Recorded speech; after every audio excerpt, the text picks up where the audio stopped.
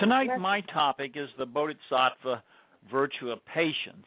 That was also the topic last time. And in the practices of a Bodhisattva, patience isn't the capacity to wait. It's the perfection that overcomes anger.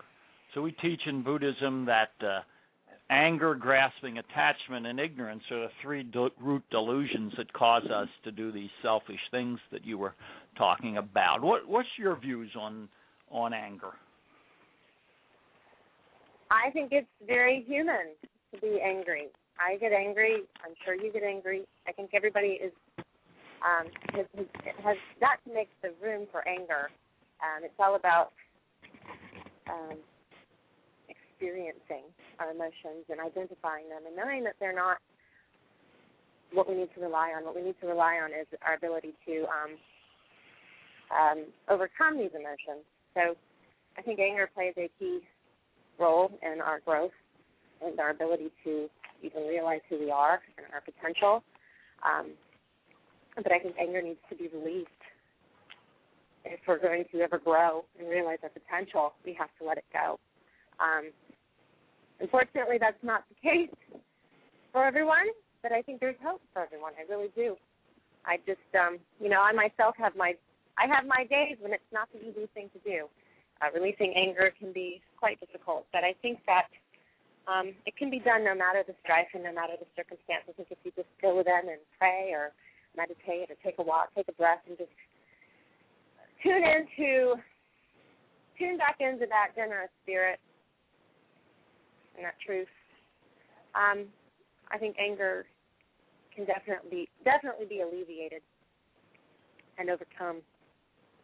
It's just a matter of making that choice and being that aware. Right. And second, you, and then you go from there. Right. Yeah, and this is very similar to what I've been explaining to my listeners. It's not healthy to suppress anger. What we want to do is what you said. We want to acknowledge it, and then we want to be able to transcend it and go beyond. We need to be able to let it go, and I think that we're agreeing on that. Yeah.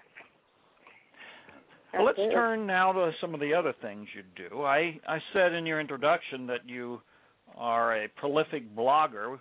Tell our listeners a little bit about the kinds of things you blog about. Well, my blog is called Regarding Everything. So I blog about everything to a degree. I blog about everything that I experience. I blog about everything that I am going through in hopes that it is relatable. And I think it is. I talk a lot about living and learning and living in your soul, and it's a dear diary in a way. I mean, I've really kind of let myself be revealed, and it took some time to get to this point. I never really even knew I was a writer until 3 years ago. I was always just really focused on my songwriting, and then I started writing blogs, and I actually started on a MySpace page, and it went from there, and that was about 3 or 4 years ago, and I just cultivated into this passionate blogger. I never even knew that was in me, and so my blog is about my journey, and I think that's why I grew so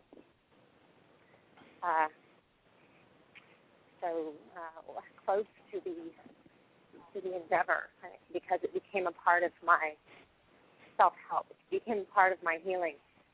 So my blog is about my healing.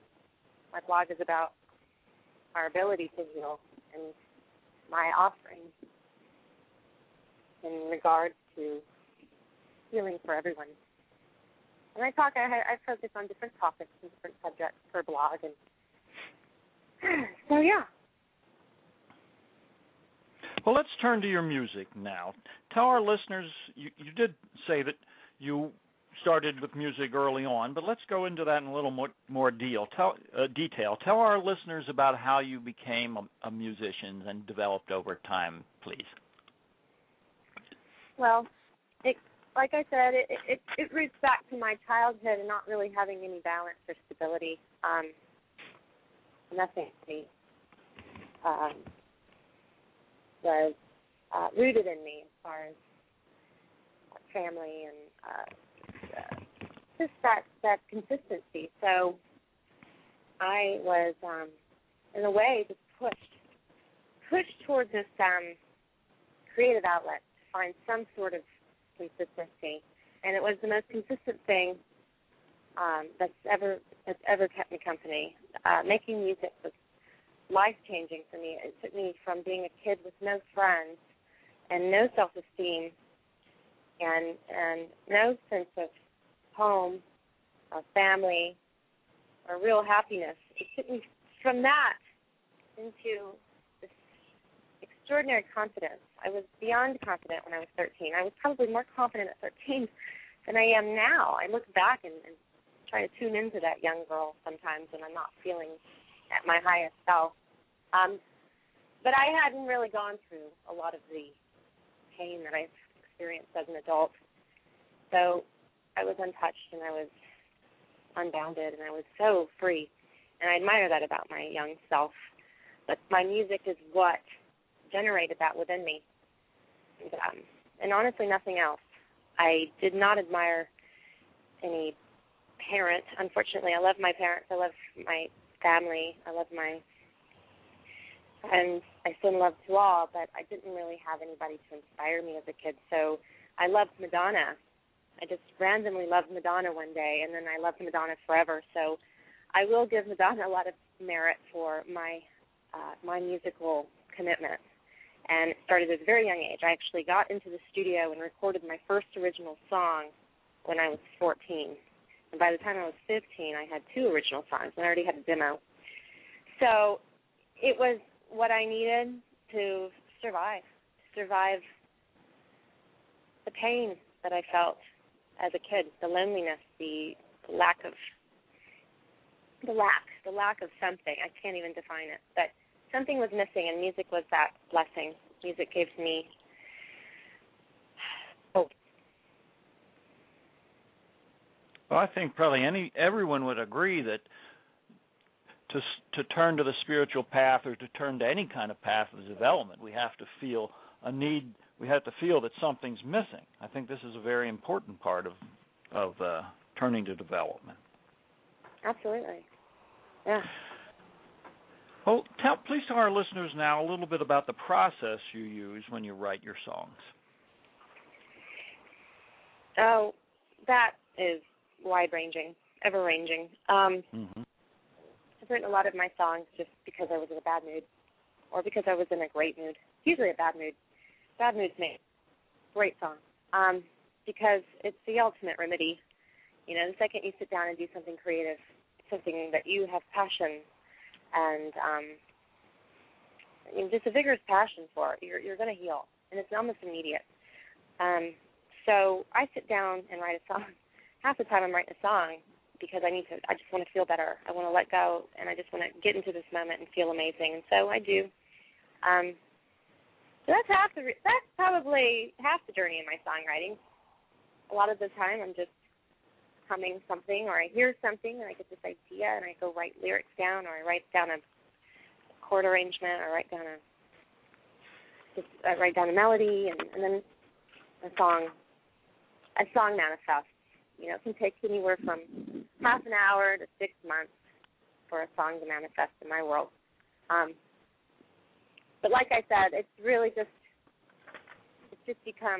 no structure to my songwriting. It happens or it doesn't. So.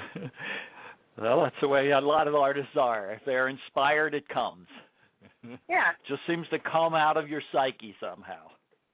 Exactly. Well, I introduced you by telling our listeners that you just released an album. Please tell our listeners a little bit about this album.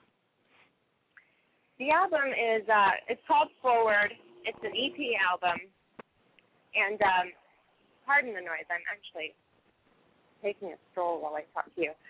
It's my first complete album and released album. I have 20 albums. this is the first one that I released because I felt like I just felt like it needed to be released. This is the one. This is the one I want to share. And so it was the platform, and I'm honored to be sharing this record. There are songs off this record that I literally learned who I was writing these songs. And so I am glad to be sharing it. It's on iTunes. It's called Forward, the EP, and Marie Pauley. It's on Amazon. It's a lot of different places online. You can find it anywhere.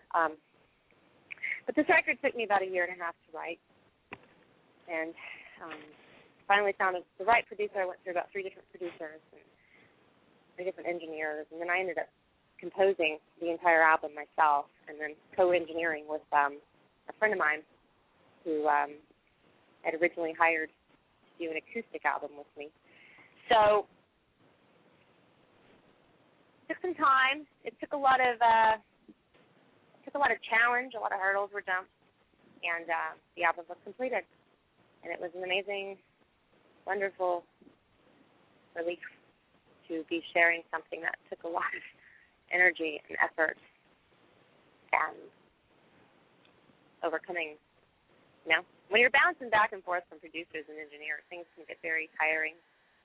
You almost want to give up sometimes. So I didn't, and the album is out there. Forward. Please enjoy. Please tune in. Please download it if you'd like.